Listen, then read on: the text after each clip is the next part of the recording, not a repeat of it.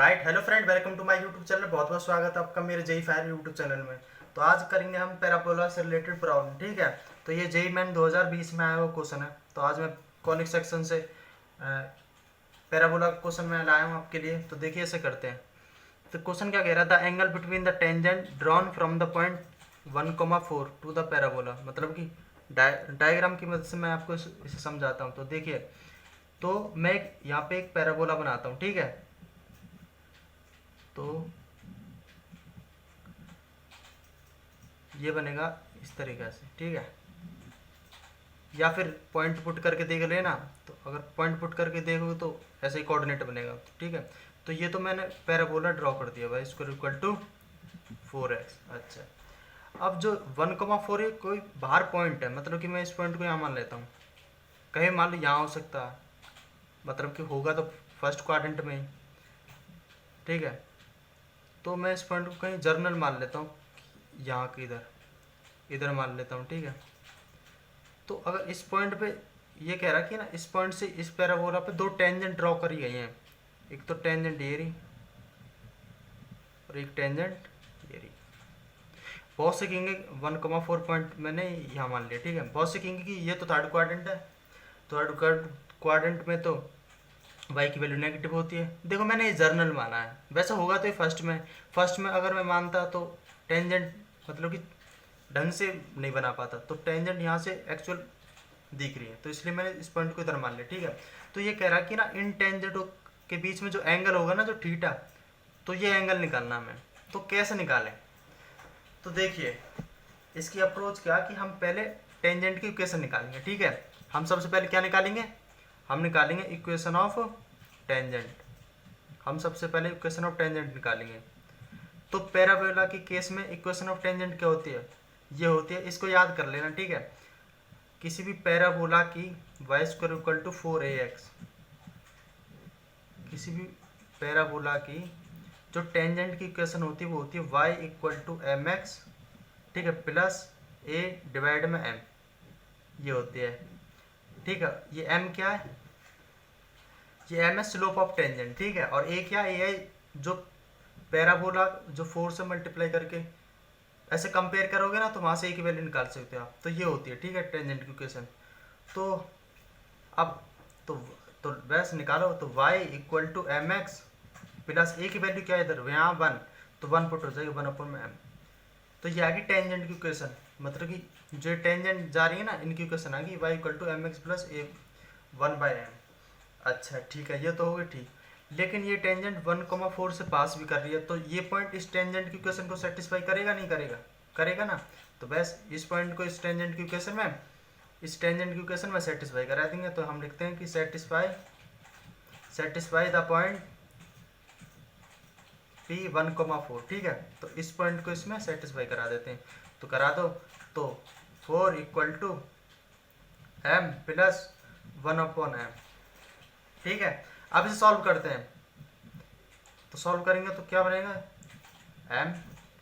m square plus 1, तो इधर जाएगा तो क्या होगा ये 4m equal to m square plus में 1, तो m square minus 4m plus 1 equal to 0।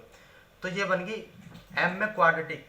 ठीक है, हमारा मेन मकसद क्या, इन दोनों टेंजेंट के बीच में एंगल निकालना। तो एक बात बताओ, ये बन गई क्वाड्रेटिक, तो यहाँ से m की दो वैल्यू आएंगी। ठीक है, मान लो एक आई m1 और एक दूसरी आई m2। तो ये दोनों अलग अलग वैल्यू होंगी जो कि इन दोनों टेंजेंट की स्लोप होंगी, मतलब कि इन इसका स्लोप होगी m1 और इसका दो टेंजेंट है ना, इसका होगी m2।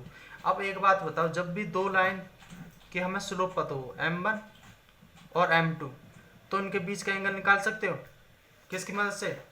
Ten theta equal to mod m2 minus m1 upon 1 plus m1 into m2, इस फॉर्मूला की मदद से। ठीक है, तो बस यहाँ से हम पहले दो m1 और m2 निकालते हैं, फिर इसको अप्लाई कर देंगे। ठीक है, तो क्या इन दोनों टेंजेंट के बीच में एंगल निकल जाएगा।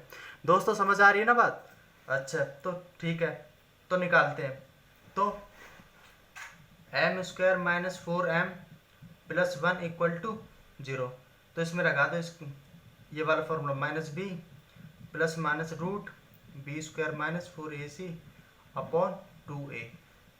तो m इक्वल टू ये क्या 4 plus minus root 14 minus 4 upon 2।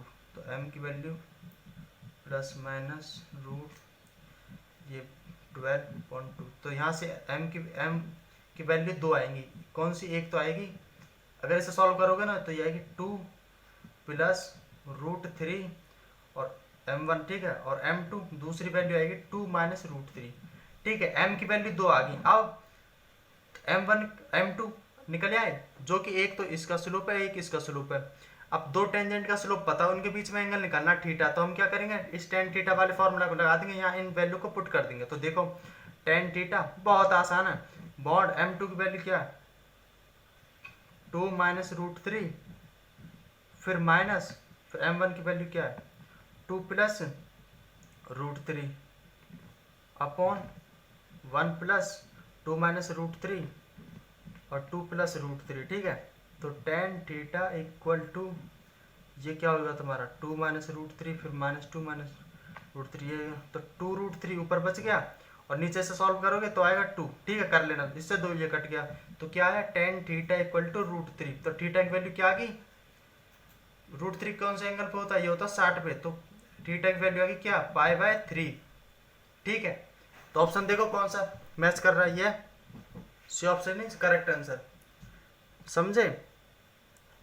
तो देखो इसमें क्या था कि ना एक पैराबोला दिया था, एक बाहर पॉइंट दिया था, उस पॉइंट पे दो टेंजेंट बनाए हमने, तो उन दोनों टेंजेंट के बीच का एंगल निकालना था, ठीक है। देखो क्वेश्चन खुद कह रहा था angle between the tangent drawn from the point 1,4 से, यानी कि एंगल बिटवीन द टेंजेंट्स, ऐसा लग रहा पीछे मतलब कि दो टेंजेंट है, ठीक है। ड्रॉन मतलब कि खींची गई है फ्रॉम द पॉइंट 1,4 बाहर मतलब कि बाहर की पॉइंट से टू द पैराबोला, पैराबोला के ऊपर, ठीक है। अच्छा फिर हमने क्या करा, पहले तो टेंजेंट की कैसे निकाली, वो कैसे निकाली y equal to m x plus a by m, ये टेंजेंट की इक्वेशन होती है पैराबोला केस में, ठीक है, याद कर लेना y equal to m x plus a by m. अगर इससे ना निकले तो दूसरे मेथड से निकाल लेना, डिफ्रेंशिएट कर लेना, उससे तो नहीं निकलेगा, यही लगेगा, ठीक है, उससे बहुत लेंथी बढ़ जाएगा। तो ये पैराबोला की किसी भी पैराबोला के ऊपर जो टेंजेंट की इक्वेशन होती है ना, वो होती है y equal to m x plus a by m, इसे याद कर लेना, ठीक है। पिछली वीडियो में मैंने आपको बताया भी इसके बारे में, ठीक है। अच्छा फिर मैंने क्या करा, फिर इसमें ये पॉइंट सेटिस्फाई करा दिया। क्यों करा दिया, क्योंकि ये टेंजेंट की इक्वेशन है, तो ये पॉइंट इस पे लाई करता है, तो इसको सेटिस्फाई करेगा, ठीक है।